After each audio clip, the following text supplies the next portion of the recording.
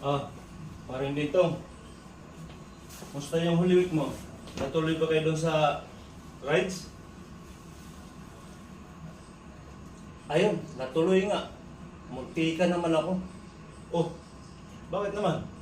Sinagi ako ng 4 wheels. Putak yabang. Yung Land Cruiser na bago, kulay puti.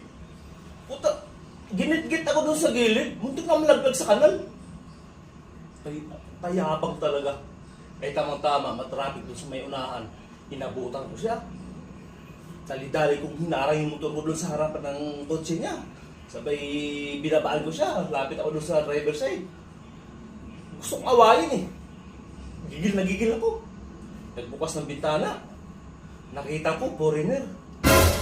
Bigla ko naisip na Holy Week ka pala, masama makipag-away.